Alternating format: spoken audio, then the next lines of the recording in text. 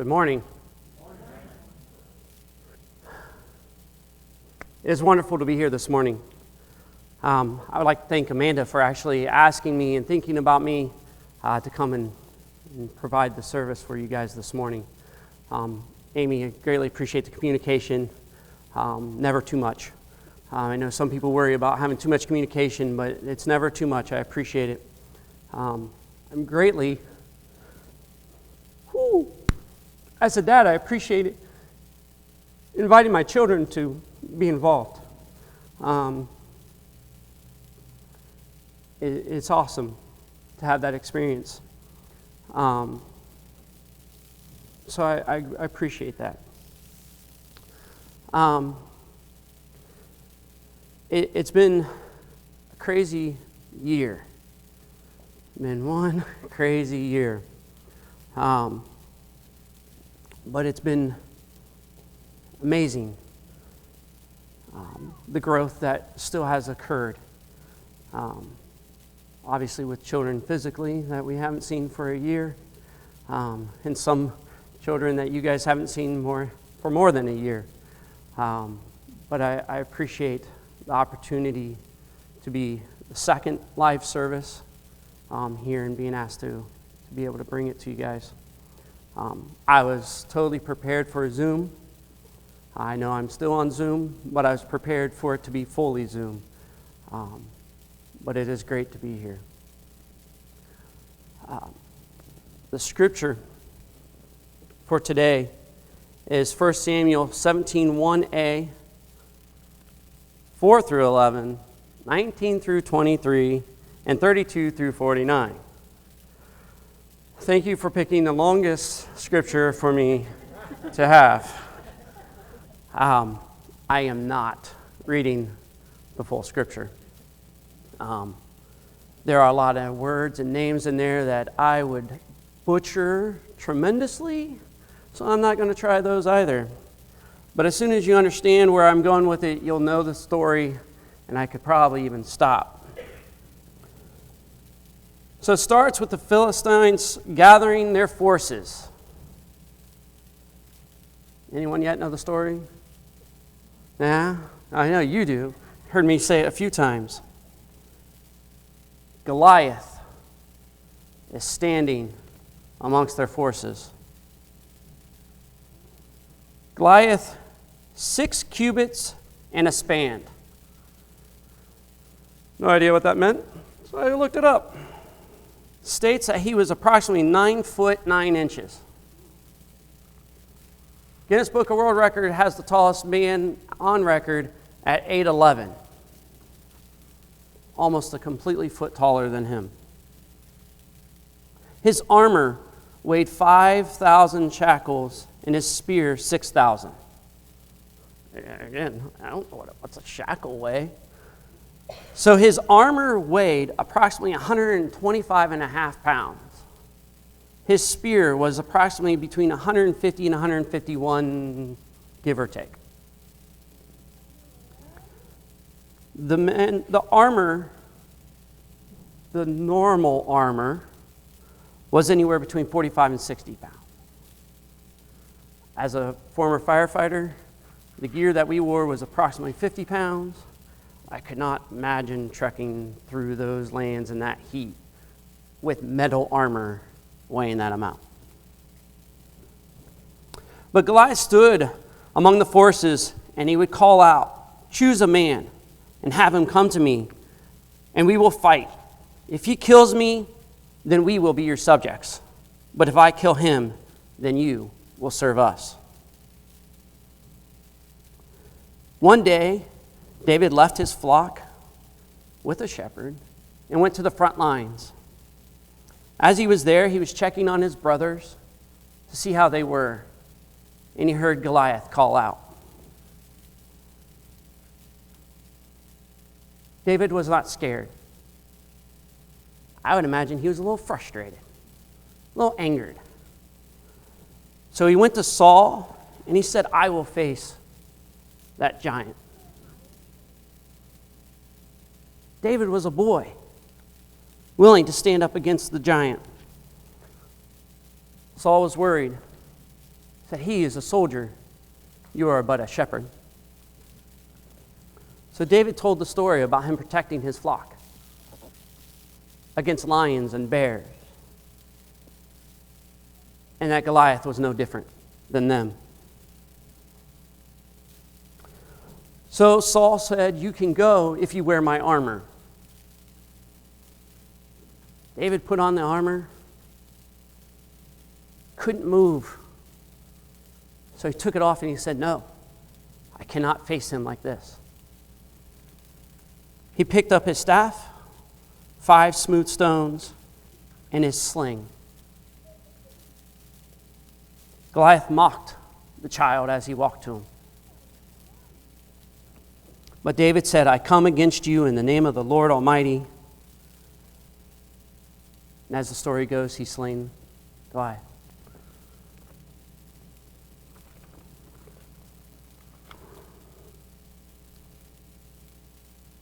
So one of the remarkable things that I get to do as a dad is watch my children grow. I'm wearing a Westerville North Athletics polo for a reason.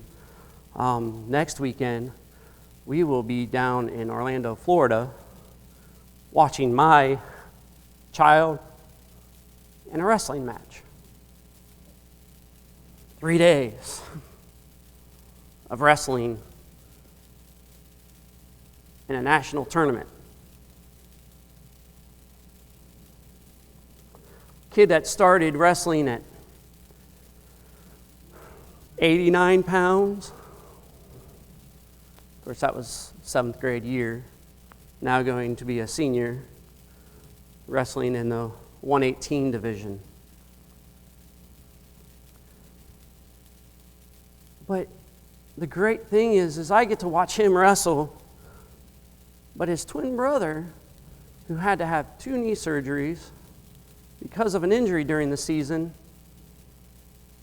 gets to be with the team because he was invited to be a part of the team still. So I get to experience the opportunity of watching both of them.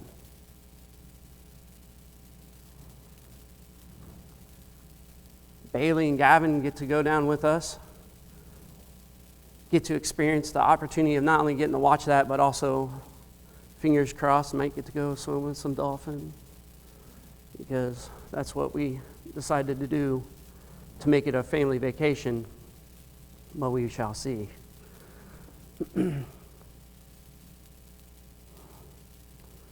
So the story of David and Goliath, anytime I hear it, reminds me of my childhood. Not because of the fact that I was just a kid, but I was also 5 foot, 98 pounds, my junior year in high school. I was a small kid. Everyone was a giant to me. I also attended Columbus Public Schools. At the time, we were ranked in the top 5 in Columbus for gang-related, drug-related aspects. It wasn't a day that a Blood, a Crip, a Folk, any of them would come up to me and say, hey, little man, you need protection. Why don't you join my gang? I just turn and look at him and go, I actually belong to the best gang in the Army there is all over the world, and that was my God's Army. I don't need your protection. I was confident in my beliefs and my faiths. I also was confident in myself because at the time I was also a 2nd degree black belt in martial arts. So I knew I could physically take care of myself if I needed to. Then the darkness came. The time where God left me. So I thought.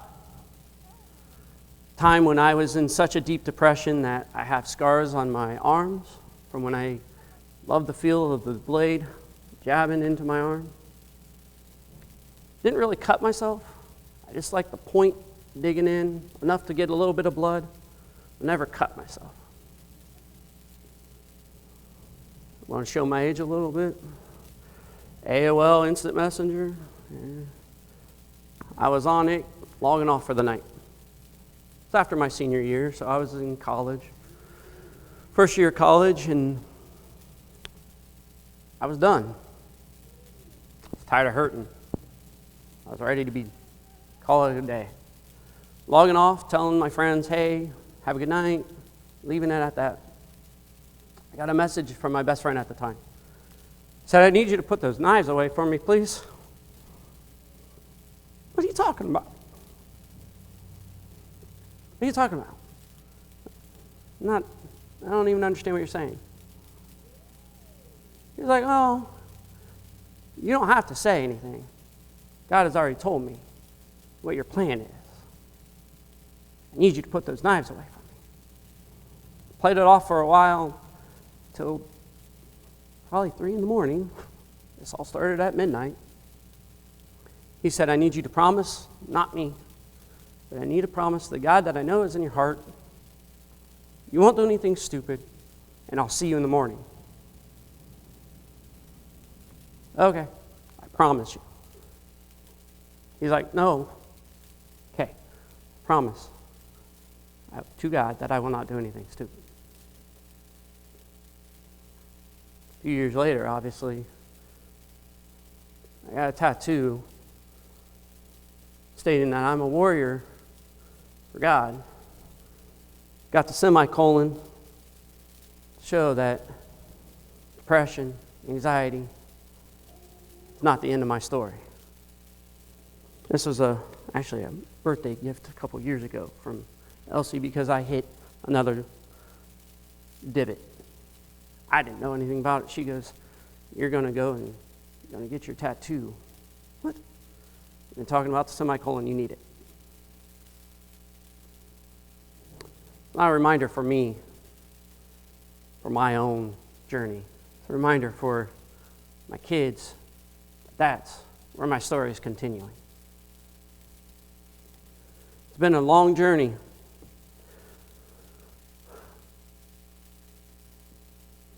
Our giants don't always look the same. Our giants aren't always giant. 17 years ago, we had, 19 years ago, Elsie and I would many times be sitting at the edge of our bed praying that God would give us a child because we were told we weren't going to be able to have it. 4 kids later.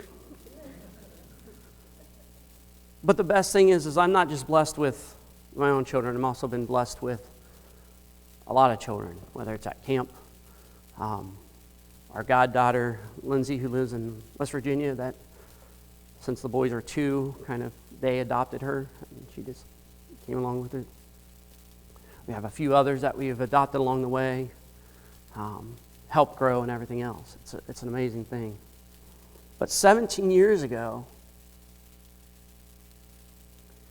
we had twins, one of which was told with good chance not going to be able to survive.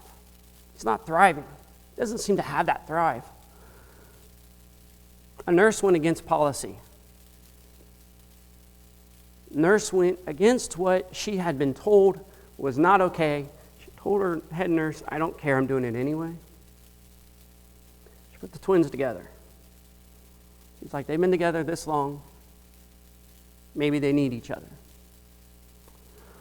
The next day when we came in to that NICU, we were a little frustrated. We weren't informed that Tyler no longer had a feeding tube in his nose. I think we're a little more than frustrated. We were a little agitated. Because to put a feeding tube in an infant is a surgical procedure. The nurse continued to tell us that when they put him together, he seemed to be doing better. And I went, what? She said, hold on. So that was Tyler that no longer had the feeding tube in his nose. Well, Christian decided that Tyler no longer needed that feeding tube. So while they were together, he used his big old monkey toes. He grabbed that feeding tube and he pulled it out. The nurses noticed that he responded right away. Tyler started responding. 17 years later, a little bit bigger, he's more than survived because of a nurse listening to a call.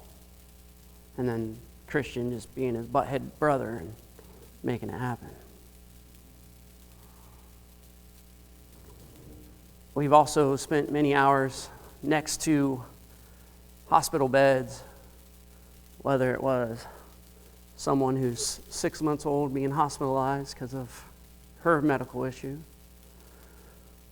or next to a son who has no idea why he's in as much pain as he is, but he's hospitalized to figure it out, to realize that he has a cyst, which is caused by juvenile arthritis, which now we know has 7 major fractures in his back.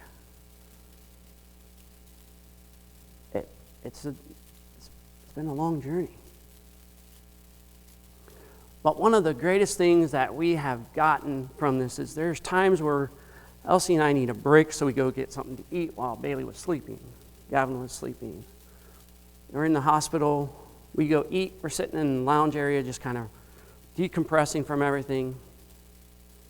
And hear a mom and a dad's story coming out, or a single mom, or even a single dad at times, about their stage 4 cancer child who may not make it over the next 2 days. To ask them, can I pray with you? You don't know me. I don't need to know you. God knows you. May I please pray for you? Me, my child, I want to pray for you. I will include your child, but I want to pray for you. We've re-met a few of these parents. Kids have already passed. They were there for a memorial service, a remembrance service, or just there visiting someone else. And they'll stop us and let us know that it was one of the most peaceful times that they've had. Some of them have been led back to God from that. And some of them have blessed us more than we bless them because of their strength that they have allowed God to deal with that.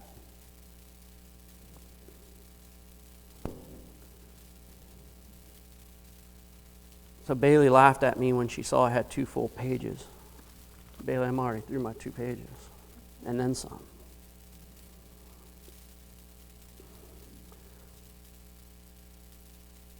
Come in the name of the Lord. Wherever we go, we are not there by accident.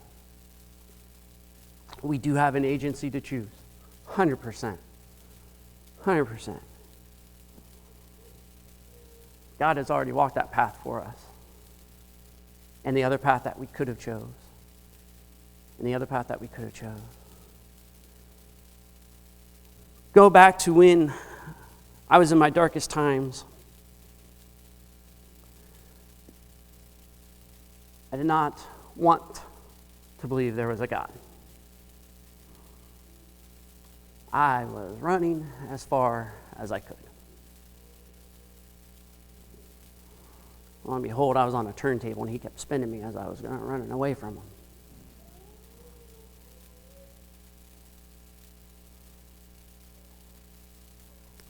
God is with us wherever we go.